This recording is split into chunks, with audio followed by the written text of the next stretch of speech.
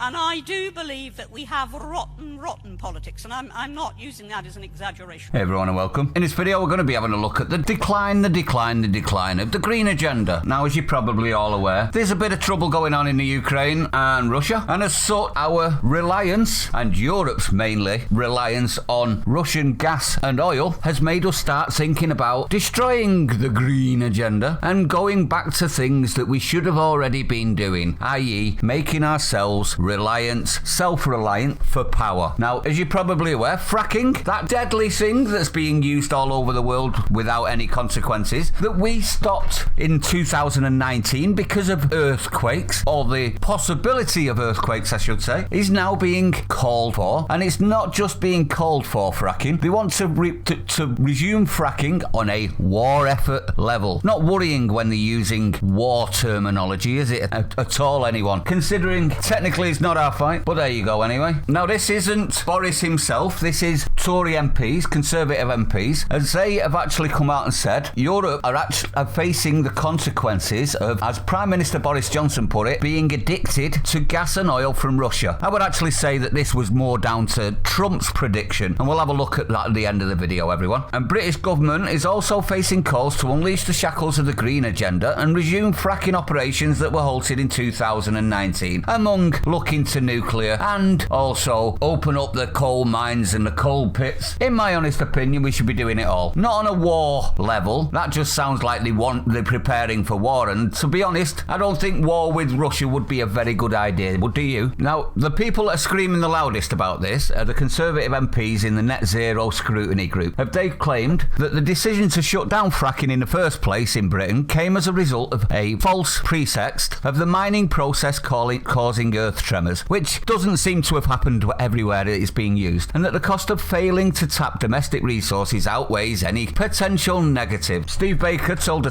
Telegraph, "There's a war on which appears to be only possible because Europe is, as the PM said, addicted to Russian gas. While Putin bears responsibility for the ultimate war crime of initiating a war of aggression, anyone remember, I don't know, Iraq, Kuwait, Afghanistan, Syria, Somalia, to name but a few, so it's okay for us to do it, but it's abhorrent. It's abhorrent if Russia does it." You're not seeing the hypocrisy here at all. Everyone who allowed our shale gas to remain in the ground on a false pretense should hang their heads in shame as the Ukrainian people fight and die for their country. Boris should immediately stop the concreting in of current shale wells and go for gas with all the vigour and national war effort, which this very nearly is, Baker added, warning our civilization may depend on it. Now, at this point, I would actually say that we need our leaders to be talking anti-war, not all of them suddenly being gung-ho on the war front. The former Chancellor of Germany is the head of the pipeline company that's supplying the gas.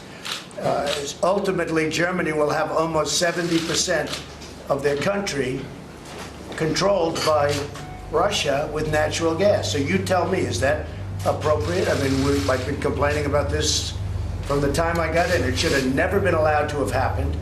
But Germany is totally controlled by Russia. It's absolutely ridiculous what's going on at the minute, in my honest opinion. But let me know what you think. I'd like to know your opinion too. If you're new to the channel, don't forget to hit the like, comment, subscribe, hit the bell icon, share it out. Stay sane. See you on the next one.